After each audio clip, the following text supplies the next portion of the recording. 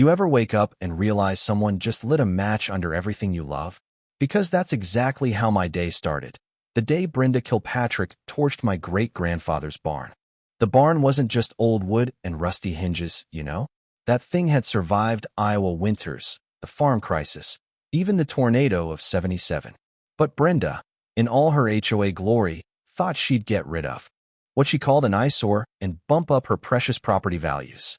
What she actually did was hand me, retired federal judge Thaddeus Brennan, a federal case so tight it'd put her whole empire in the ground.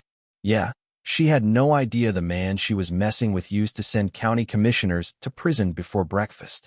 I'm out there at dawn, standing on scorched earth, ash in the air, boots crunching blackened timber that still sizzles if you put your palm near it. The smell? Think burned oak and old corn dust mixed with a punch of diesel. Brenda's smiling for the cameras, waving from her white Mercedes like she's running for mayor of suburbia. This woman ran Millfield Estates HOA like her own private monarchy. Clipboard, stilettos, the works. Her husband Randy built half the county, so together they were basically untouchable, or so they thought. What Brenda didn't know, and what she never bothered to Google, was that my property sat smack in the middle of her kingdom but wasn't actually under her control. My grandfather Seamus locked in agricultural exemptions and mineral rights before HOAs were even a thing. To Brenda, that was just a technicality. To me, it was the law. She figured I was some harmless retiree with too much time and not enough fight left. But after watching Margaret, my wife, lose her battle with cancer, I came to Millfield County to find peace, not to get pushed around by a real estate tyrant. You know what I mean? Her first move? Show up at my place in a cream suit, heels clicking like a countdown timer, demanding I paint the barn or tear it down. I was elbow deep in the John Deere, just trying to get the old engine to turn over. She says, "Mr. Brennan, your barn is visible from 17 homes and ruining everyone's investment." I told her straight. My barn was grandfathered, my land was exempt, and her HOA had as much jurisdiction over my property as the astronauts do. That's when her eyes went cold. She said, "There are creative solutions to problems in this community." The way she said creative made my prosecutor brain light up like the 4th of July. A week later, Dale the code enforcement guy rolls up, clipboard trembling in his hands, mumbling about anonymous complaints, noise, dust, rodents, you name it. 14 complaints in 7 days for a farm that's been here since Eisenhower was president. I asked Dale if he knows Iowa's Right to Farm Act. He looks at me like I just started speaking French. I explain, local governments can't harass farms with nuisance ordinances if the farm was here first.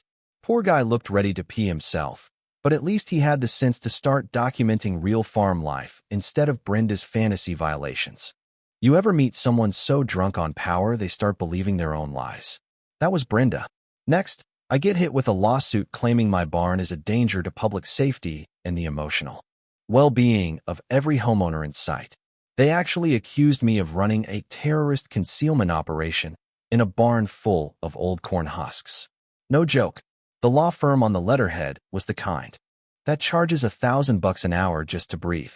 But I'd seen enough junk lawsuits to know when someone was trying to muscle me off my land. That's when I started digging.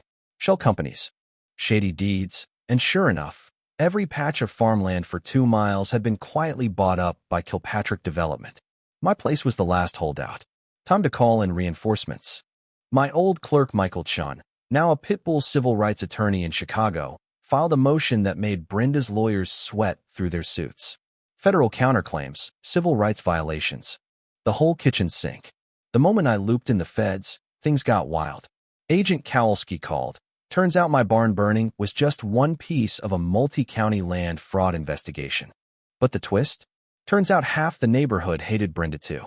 Marcus Rodriguez, pushing his kid in a stroller, thanked me for fighting back. She fined us $80 for leaving a basketball hoop up past sunset, tried to get my wife fired, threatened us over chalk drawings on the sidewalk. You get the picture.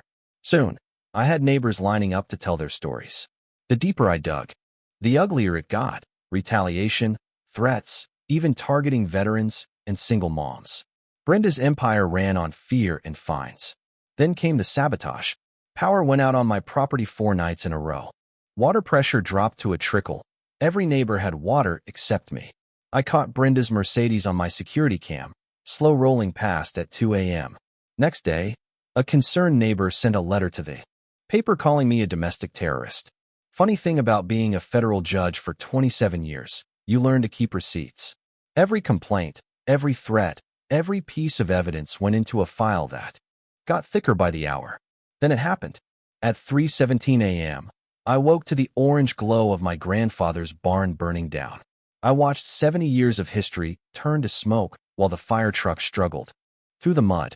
Brenda made her final mistake, because that's the moment she handed me a bulletproof case.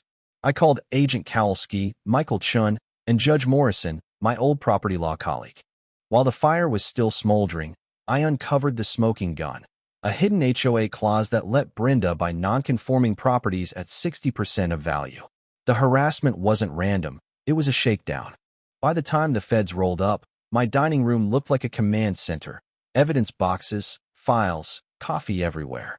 The FBI traced Brenda's scheme across 3 states, RICO charges stacking up. And the whole town started waking up. Mrs. Chun brought a shoebox of violation notices. Tom Patterson had recordings of Brenda's threats. Jennifer Walsh had phone calls with Brenda threatening to have her kids taken away over a garden gnome. And then, Brenda started coming after my supporters, firing people, jacking up taxes, sending child services after folks she didn't like. You ever see a tyrant panicking? It's ugly. The media got wind. Channel 7 called. Newspapers started digging. Brenda tried to flip the narrative, hired a crisis PR firm, flooded social media with rumors about my mental health. But the FBI picked apart her fake audio evidence in an afternoon. Every attack, every piece of dirty laundry, every threat just made my case stronger.